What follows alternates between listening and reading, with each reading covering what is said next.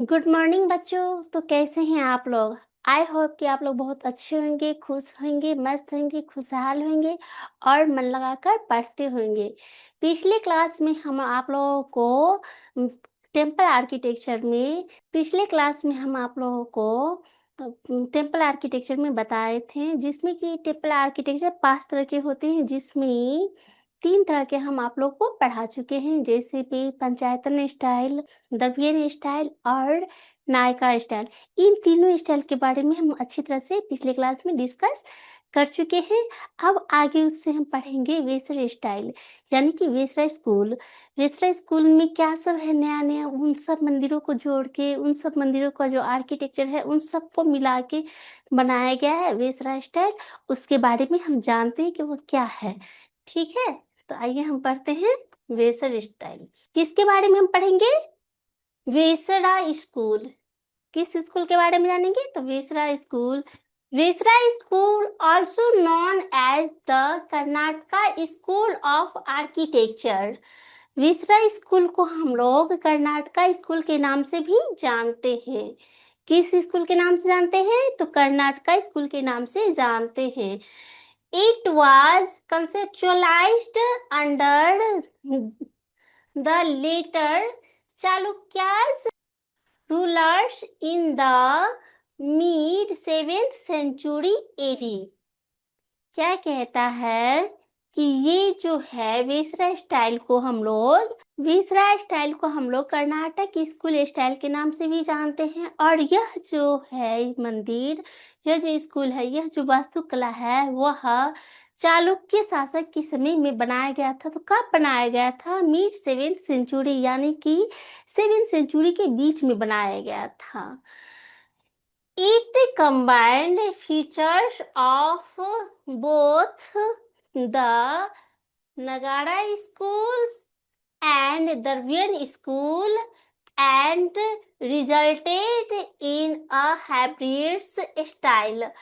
क्या कहता है कि ये जो वेसरा स्कूल का जो स्टाइल है, वेसरा स्कूल जो बनाया गया है, वो नगाड़ा स्कूल और द्रविड़ स्कूल, इन दोनों वास्तुकला, इन दोनों मंदिर का जो स्ट्रक्चर है, उन दोनों का मिला हुआ है, मिश्रित है, हाइब्रिड है। हाइब्रिड मीन्स मिश्रण है, मिश्रित है, उनके द्वारा वो बनाया गया है।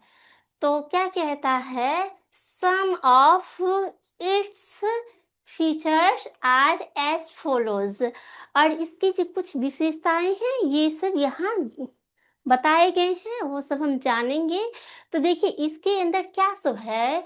इसके अंदर कहा जाता है कि वेसरा स्कूल को हम किस नाम से जानते हैं? तो वेसरा स्कूल को हम कर्नाटक के नाम से जानते हैं, कर्नाटका स्कूल के नाम से जानते हैं। दूसरा है कि यह किस राजवंश के द्वारा स्थापित किया गया था? तो यह चालुक्य राजवंश के द्वारा स्थापित किया गया था। तो कब किया गया था? तो यह 7th सेंचुरी में किया गया था। और ये जो है, ये जो स्कूल है, ये जो वास्तुकला है, वो किस दो स्टाइल पे बने हुए हैं? तो यह नगाड़ा स्टाइल और द्रविड़ स्टाइल, इन दोनों स्टाइल पे बने हुए हाइब्रिड्स, यानी कि ये दोनों स्टाइल का मिश्रण है। ठीक है, इसे आप नोट कर लीजिए, ये VVI है। ठीक है, तो देखिए इसमें कहा जाता है, देखिए यहाँ से क्वेश्चन भी आ सकता है कि वेसरा स्कूल को हम किस स्कूल के नाम से जानते हैं? तो वेसरा स्कूल को हम लोग कर्नाटक स्कूल के नाम से जानते हैं। दूसरा क्वेश्चन आ सकता है कि यह किस राजवंश के द्वारा बनाया गया था? तो यह चालुक्य राजवंश के द्वारा बनाया गया था। और तीसरा क्वेश्चन ये भी आ सकता है कि यह किस स्कूल का मिश्रित है? तो यह नगाड़ा स्कूल और द्रविड़ स्कूल का मिश्रण है। इन दोनों स्कूल के स्टाइल पर यह मंदिर का, इस वास्तुकला का निर्माण किया गया था। ठीक है, हम यहाँ तक समझ गए। अब आगे बढ़ते हैं। आइए अब हम इसे हिंदी में समझते हैं। वेशर शैली, किस शैली की बातें हो रही है? तो वेशर शैली, जिसे कर्नाटक वास्तुकला शैली भी कहा जाता है। इसे क्या कहा जाता है? तो कर्नाटक वास्तु कला भी कहा जाता है। यानी कि किसको? तो वेसर स्टाइल को, वेसर शैली को। इनका विकास से 7वीं शताब्दी ईस्वी के मध्य में, किस ईस्वी के मध्य में इसका विकास हुआ था? तो 7वीं शताब्दी के मध्य में हुआ था। पश्चिमी चालुक्य साम्राज्य के शासकों के संरक्षण में हुआ। यह किस राजवंश के शासन में हुआ था? तो पश्चिमी चालुक्य राजवंश के शासन में हुआ था। यह शैली मुख्यतः कर्नाटक क्षेत्र में विकसित हुई। यह शैली जो है विशेष रूप से किस क्षेत्र में हुई थी विकसित? तो कर्नाटक क्षेत्र में हुई थी। इस शैली में नागर शैली और द्रविड़ शैली दोनों की विशेषताओं का समन्वय किया गया है। यानी कि ये जो शैली है, कौन सी शैली? तो वेसर शैली। ये शैली जो है वो नागर शैली और द्रविड़ शैली दोनों शैली का एक विशेष रूप है। इन दोनों को मिलाकर ये बनाया गया हाइब्रिड रूप में, मिश्रित रूप में बनाया गया था, जिसके परिणाम स्वरूप एक मिश्रित हाइब्रिड वास्तुकला शैली का निर्माण हुआ। किस शैली का निर्माण हुआ? तो हाइब्रिड वास्तुकला शैली का निर्माण हुआ। इसकी कुछ प्रमुख विशेषताएं निम्नलिखित हैं। इनकी कुछ विशेषताएं हैं जो निम्नलिखित हम आगे पढ़ेंगे। ठीक है, इसे हिंदी वाले स्टूडेंट नोट कर लीजिए, इससे कुछ एक न एक क्वेश्चन जरूर आएगा। ठीक है,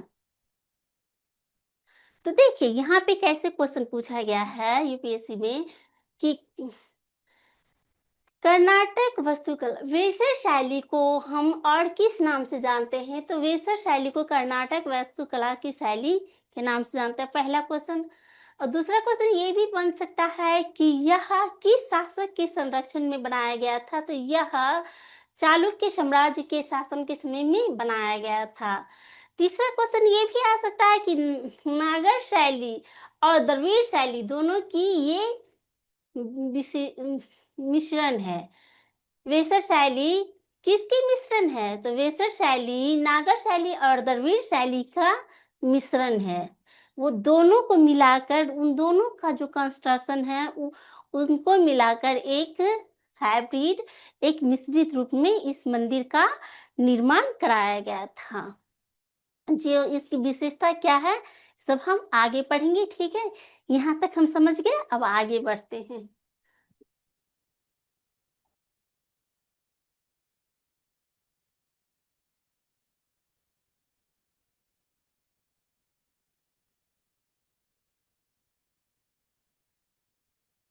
तो देखिए वेसर शैली की क्या सब विशेषताएं हैं वो सब हम अभी जानेंगे। तो कहता है इम्फेसिस ऑन विमाना एंड मंडपा। इसमें क्या कहता है? विमान और मंडप पर इम्फेसिस मीन्स होता है विशेष जोर देना। इसमें जो है विमान और मंडप पर क्या किया गया था? विशेष जोर दिया गया था, विशेष ध्यान दिया गया था। किस शैली में? तो वेसर शैली में। ठीक है, और देखिए इसे हिंदी में भी बताया गया है, विमान और मंडप पर विशेष जोर दिया गया। इस शैली में, किस शैली में? तो वेसर शैली में विमान और मंडप पर विशेष जोर दिया गया। अब इसी में कहता है ओपन एम्बुलेटरी पासेज वे, और इसमें क्या था कि खुला हुआ, ओपन एम्बुलेटरी मीन्स होता है प्रदक्षिणा पथ, इसमें खुला हुआ प्रदक्षिणा पथ बनाया गया था। और पिछले क्लास में बता दिए थे कि प्रदक्षिणा पथ किसे कहते हैं? तो प्रदक्षिणा पथ हम उसे कहते हैं जो मंदिर के चारों ओर एक रास्ता गलियारा छोड़ दिया जाता है, जिसमें भक्तजन, श्रद्धालु जन जितने भी जाते हैं वो सब घूम घूम कर भगवान को, अपने इष्ट देवता को प्रार्थना करते हैं, प्रणाम करते हैं। उसके लिए जो रास्ता बनाया जाता है उसी को हम लोग क्या कहते हैं? प्रदक्षिणा पथ कहते हैं। तो इसमें कहता है कि खुला प्रदक्षिणा पथ बनाया गया था। इसमें क्या बनाया गया था? खुला हुआ प्रदक्षिणा पथ बनाया गया था। फिर उसी में कहता है the pillars, doorways and the ceilings were decorated with intricate carving। क्या कहता? इसमें जो स्तंभ और द्वारों को एकदम सूक्ष्म नक्काशीदार बनाया गया था। एकदम अत्यंत भाव, एकदम छोटे-छोटे उस पे मूर्तियाँ, सूक्ष्म मीन्स होता है छोटे-छोटे मूर्तियों को उकेरा गया था, जिसमें देवी-देवता, अप्सरा और पौराणिक कथाओं पर आधारित जो फिगर बनाए जाते थे, उनको उकेरा गया था। देखिए इसे हिंदी में समझते हैं। कहता है स्तंभों, द्वारों और छतों को अत्यंत सूक्ष्म एवं जटिल नक्काशी से सजाया गया था। किससे सजाया गया था? एकदम सूक्ष्म जटिल नक्काशी से सजाया गया था। किसको? तो वेसर स्टाइल के मंदिर के छतों को, सीलिंग को, इन सबको, द्वार को बहुत ही नक्काशीदार मूर्ति से सजाया गया था। ठीक है, हम यहाँ तक समझ गए। अब आगे बढ़ते हैं। अब इसी में कहता है कि इसका जो निर्माण हुआ था वो कौन-कौन राजा ने किए थे।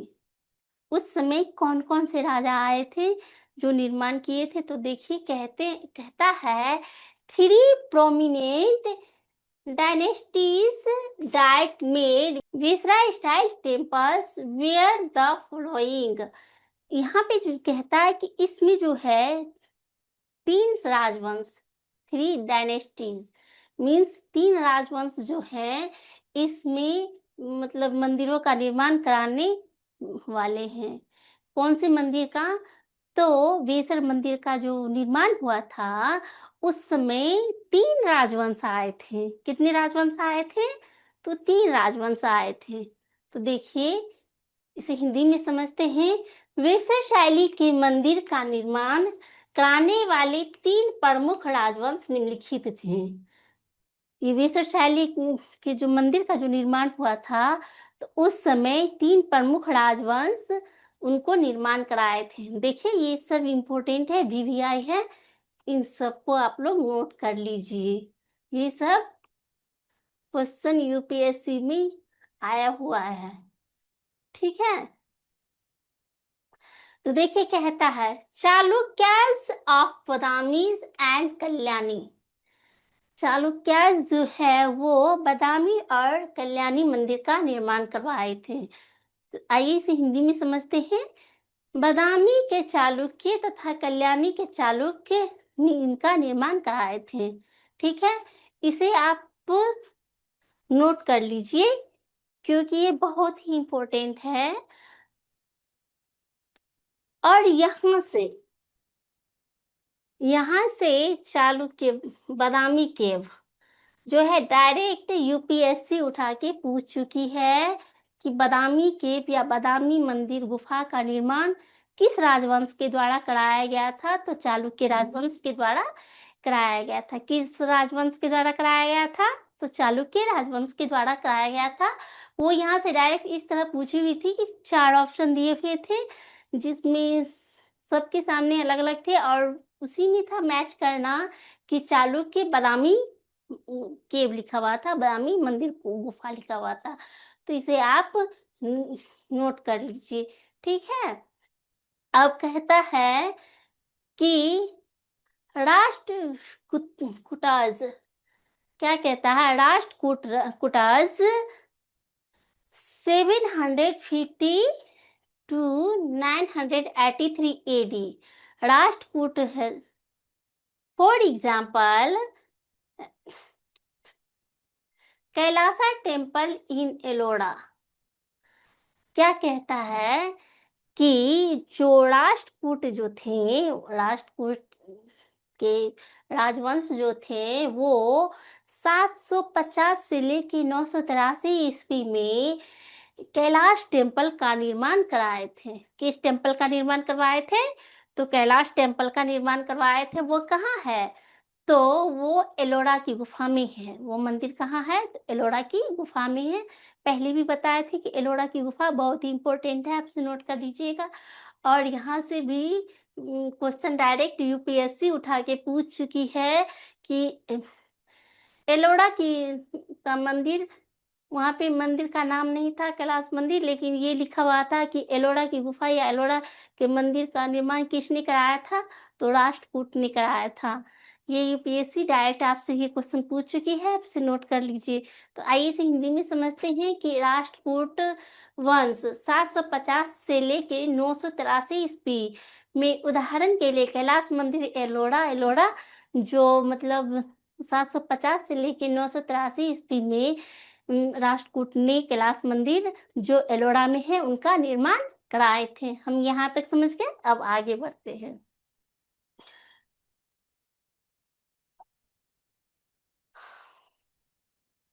अब तीसरा आता है, दो तो बता दिए, अब तीसरा है होयसला डायनेस्टीज।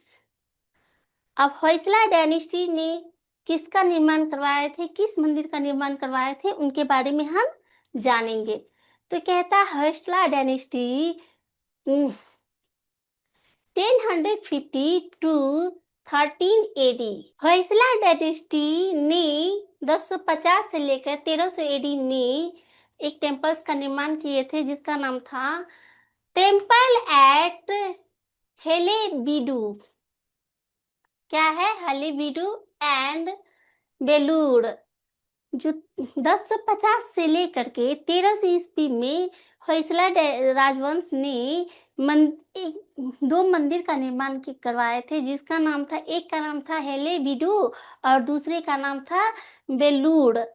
वो दो मंदिर का नाम इस तरह से दिया गया था। तो आइए हम इसे हिंदी में समझते हैं। होयला साम्राज्य 1050 से लेकर 1300 ईस्वी में हेलेबीडू और बेलूर के मंदिर का निर्माण कराए थे। किसका निर्माण करवाए थे?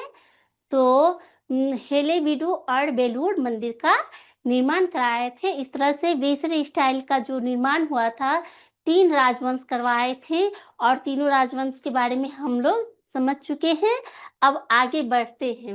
अब देखिए इसी में कहता है, क्या कहता है, influence of Nagara style is in the curvilinear शिखाड़ा and the square base of viscera temples. क्या कहता है कि इसमें जो है ना, किसमें? तो वेसर मंदिर के शैली के निर्माण में जो था, एक तो था कि कर्वलाइनर शिखाड़ा था, यानी कि घुमावदार शिखाड़ा था। किस स्टाइल में? तो नगाड़ा स्टाइल में। और ये नगाड़ा स्टाइल किस में मिली है हमें? तो वेसरा स्टाइल में मिली है। देखिए अब यहाँ से पूरा बातें, सारी बातें क्लियर होती जाएगी कि जो वेसरा स्टाइल का जो मंदिर बनाया गया था उसमें किस किस स्टाइल का निर्माण मिश्रण है, उसमें किस किस स्टाइल का मिक्सचर है, वो सब हमें इसमें देखने के लिए मिलेगा। तो कहता है कि पहली बात कि नगाड़ा स्टाइल का जो था वो कर्व लाइनर शिखाड़ा था। क्या था? कर्व लाइनर शिखाड़ा था, यानी कि घुमावदार शिखर था, जो कि हमें किस में मिला? तो वेसरा स्टाइल में मिला था। ठीक है। और इसका बेस क्या था? स्क्वायर था। इसका बेस जो आधार था क्या था? वर्गाकार था। और वो सारी बातें किस में हो रही है? तो वेसरा स्टाइल में हो रही है। ठीक है। अब कहता है influence of Dravidian style is seen in intricate carving and sculptures, design of Vimana and step or terracotta शिखाड़ा। क्या कह रहा है? टेराकेटेड शिखाड़ा ऑफ वेसरा टेम्पल। और वेसरा टेम्पल में क्या सब मिल रहा है? तो वेसरा टेम्पल में हमें मिल रहा है जो कि एक तो वो था क्या, नगाड़ा स्टाइल का जो था उसका जो शिखर था घुमावदार था, उसका बेस क्या था? आधार वर्गाकार था। अब यहाँ पे हमारी बातें हो रही है द्रविड़ स्टाइल में। तो द्रविड़ स्टाइल में क्या सब देखने को मिला है? तो उसमें जो मिला है, जो मतलब उसका जो कार्विंग था इंट्रिकेट था, यानी कि बहुत ही डिफिकल्ट और जटिल था, जो कि एकदम सूक्ष्म था। वो सब स्टाइल किस में था? तो विसरा स्टाइल में मिला था। और उसका डिजाइन, स्कल्पचर, विमान, ये सब जो था ना, अत्यंत मतलब सूक्ष्म था, अत्यंत अत्यंत जटिल था। तो ये सब हमें देखने के लिए मिलता है किस स्टाइल में? तो वेसरा स्टाइल में मिल रहा है देखने के लिए। और ये सारी जो बातें हो रही है वो द्रविड़ स्टाइल और नगाड़ा स्टाइल का मिक्सचर है जी। कौन सा?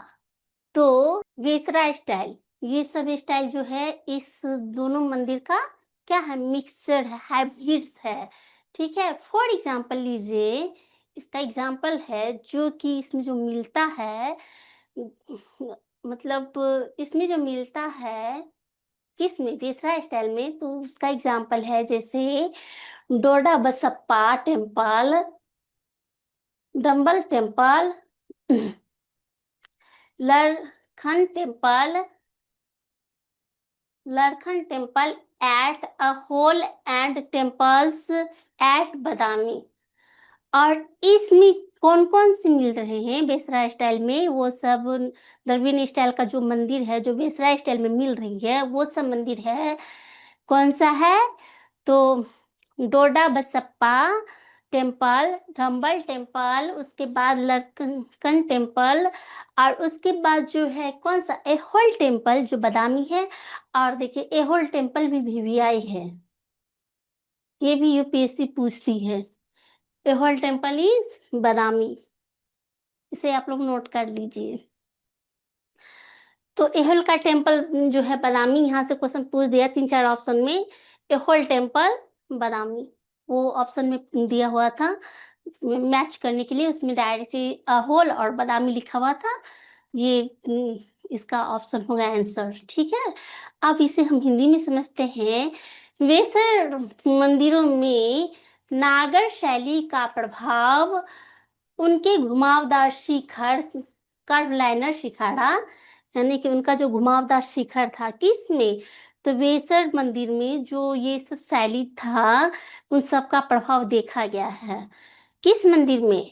तो वेसर के मंदिर में क्या प्रभाव था? तो उसका शिखर सबसे पहले था क्या? घुमावदार था, पहली बात। और दूसरी बात था कि उसका बेस जो था, आधार जो था, वो वर्गाकार था, इस आधार में दिखाई देता है। किस आधार में दिखाई देता है? तो वर्गाकार आधार में दिखाई देता है। कौन सा मंदिर? तो वेसर मंदिर। और ये सब किसकी है?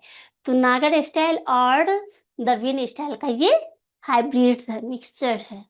ठीक है, अब कहता है द्रविड़ शैली का प्रभाव वेसर मंदिर की सूक्ष्म नक्काशी और मूर्ति कला।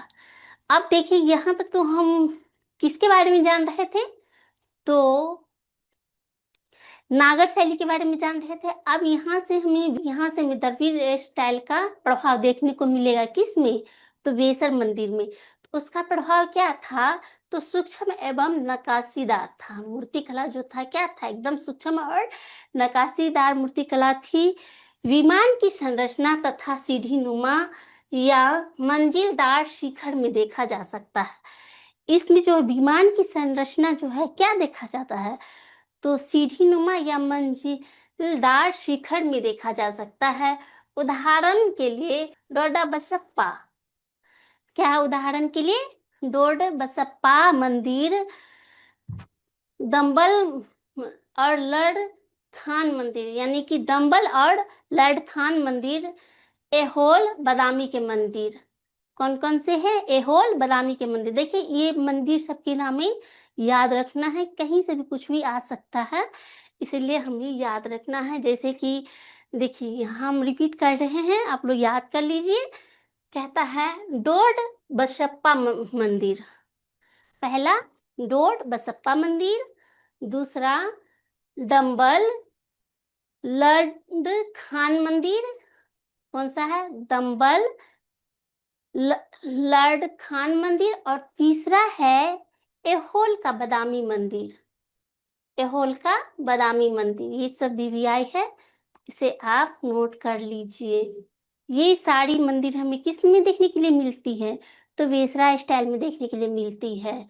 और वेसरा स्टाइल किसका प्रभाव है?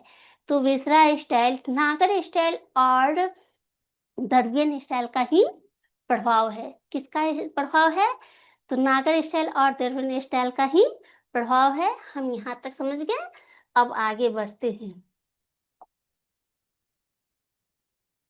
तो देखिए यह है डोडा बसप्पा टेम्पल और डम्बल टेम्पल, ये सब टेम्पल हैं जो कि कहाँ है, तो कर्नाटका में है। और बेसर मंदिर को हम किस नाम से जानते हैं, तो कर्नाटका के मंदिर में। और पीछे जितने भी हमने आपको बादामी मंदिर, ऐहोल मंदिर, ये सब जितने भी मंदिर पढ़ाए हैं, ये सब किस में है, तो कर्नाटक में है। ठीक है, हमें ये सब अच्छी तरीका से याद कर लेना है, याद रखना है। ठीक है, आप देखिए ये कौन सा मंदिर है, ये लडकन मंदिर है। ये कौन सा मंदिर है, तो लडकन मंदिर है। देखिए इस तरह का ये मंदिर है, लडकन मंदिर, जो कि कर्नाटक में है। कहाँ है, कर्नाटक में है। ठीक है, ओके बच्चों, आई होप कि मेरी यह वीडियो आप लोगों को बहुत अच्छी लगी होगी। अब हम आप लोग से मिलते हैं नेक्स्ट क्लास में। Thank you.